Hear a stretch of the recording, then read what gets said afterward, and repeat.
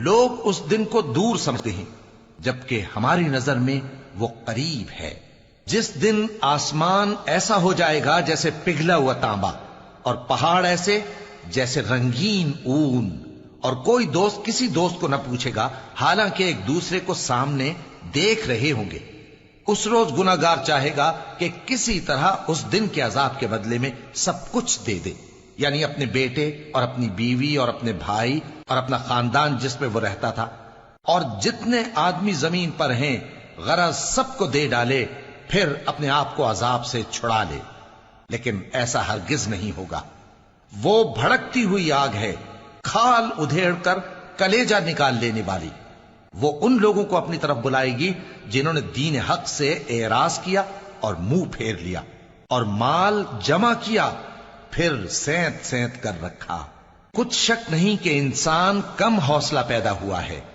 جب اسے تکلیف پہنچتی ہے تو گھبرا اٹھتا ہے، اور جب ملتا ہے اس کو مال تو بخیل بن جاتا ہے۔ مگر نماز ادا کرنے والے جو نماز کا التزام رکھتے اور ہمیشہ پڑھتے ہیں، اور جن کے مال میں حصہ مقرر ہے، یعنی مانگنے والے کا اور نہ مانگنے والے کا، اور جو روز جزا کو سچ سمجھتے ہیں، اور جو اپنے پروردگار کے عذاب سے خوف رکھتے ہیں، بے شک ان کے پروردگار کا عذاب ہے ہی ایسا کہ اس سے بے خوف نہ ہوا جائے۔ اور جو اپنی شرمگاہوں کی حفاظت کرتے ہیں مگر اپنی بیویوں یا باندیوں سے کہ ان کے پاس جانے میں انہیں کچھ ملامت نہیں، اور جو لوگ ان کے سوا اور طریقے ڈھونڈیں تو وہ حد سے نکل جانے والے ہیں، اور جو اپنی امانتوں اور اپنے عہد و پیمان کا پاس کرتے ہیں، اور جو اپنی گواہیوں پر قائم رہتے ہیں، اور جو اپنی نماز کی پابندی کرتے ہیں، یہی لوگ جنتوں میں عزت و اکرام سے ہوں گے۔ تو اے نبی، ان کافروں کو کیا ہوا ہے کہ تمہاری طرف دوڑے چلے آتے ہیں، دائیں اور بائیں سے گروہ گروہ ہو کر جمع ہوتے جاتے ہیں؟ کیا ان میں سے ہر شخص یہ امید رکھتا ہے کہ نعمت کے باغ میں داخل کیا جائے گا؟ ہرگز نہیں۔ ہم نے ان کو اس چیز سے پیدا کیا ہے جسے یہ جانتے ہیں۔ پس مشرقوں اور مغربوں کے مالک کی قسم کہ ہم طاقت رکھتے ہیں، یعنی اس بات پر کہ ان سے بہتر لوگ بدل لائیں، اور ہم عاجز نہیں ہیں۔ تو اے پیغمبر، ان کو باطل میں پڑے رہنے اور کھیل لینے دو، یہاں تک کہ جس دن کا ان سے وعدہ کیا جاتا ہے وہ ان کے سامنے آ موجود ہو۔ اس دن یہ قبروں سے نکل کر اس طرح دوڑیں گے جیسے کسی مقابلے کے نشان کی طرف دوڑے جا رہے ہوں۔ ان کی آنکھیں جھک رہی ہوں گی اور ذلت ان پر چھا رہی ہوگی۔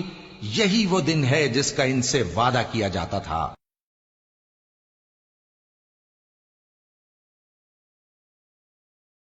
اے پیغمبر، میرے مومن بندوں سے کہہ دو کہ نماز پڑھا کریں، اور اس دن کے آنے سے پیشتر جس میں نہ اعمال کا سودا ہوگا اور نہ دوستی کام آئے گی، ہمارے دیے ہوئے مال میں سے پوشیدہ اور علانیہ خرچ کرتے رہیں۔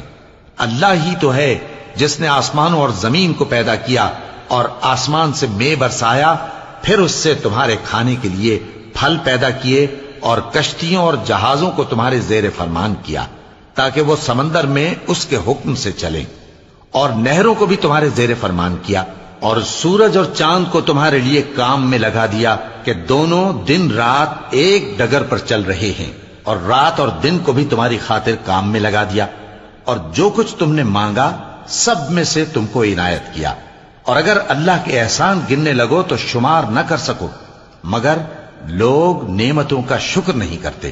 کچھ شک نہیں کہ انسان بڑا بے انصاف ہے، ناشکرا ہے۔ اور جب ابراہیم نے دعا کی کہ اے میرے پروردگار، اس شہر کو لوگوں کے لیے امن کی جگہ بنا دے، اور مجھے اور میری اولاد کو اس بات سے کہ بتوں کی پرستش کرنے لگیں بچائے رکھیو۔ اے پروردگار، انہوں نے بہت سے لوگوں کو گمراہ کیا ہے، سو جس شخص نے میرا کہا مانا وہ میرا ہے، اور جس نے میری نافرمانی کی تو تو بخشنے والا ہے، مہربان ہے۔ اے پروردگار، میں نے اپنی اولاد ایک وادی میں جہاں کھیتی نہیں، تیرے عزت و ادب والے گھر کے پاس لا بسائی ہے۔ اے پروردگار، تاکہ یہ نماز پڑھیں، سو تو لوگوں کے دلوں کو ایسا کر دے کہ ان کی طرف جھکے رہیں، اور ان کو میووں سے روزی دیتے رہنا تاکہ تیرا شکر کریں۔ اے پروردگار، جو بات ہم چھپاتے اور جو ظاہر کرتے ہیں تو سب جانتا ہے، اور اللہ سے کوئی چیز مخفی نہیں، نہ زمین میں نہ آسمان میں۔ اللہ کا شکر ہے جس نے مجھ کو بڑی عمر میں اسماعیل اور اسحاق بخشے. بے شک میرا پروردگار دعا سننے والا ہے.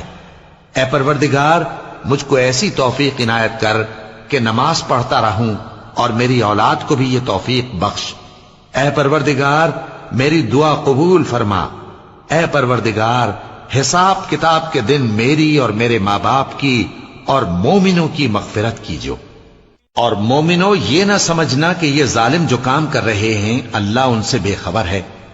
وہ ان کو اس دن تک مہلت دے رہا ہے جبکہ دہشت کے سبب آنکھیں پھٹی کی پھٹی رہ جائیں گی اور لوگ سر اٹھائے ہوئے میدان قیامت کی طرف دوڑ رہے ہوں گے.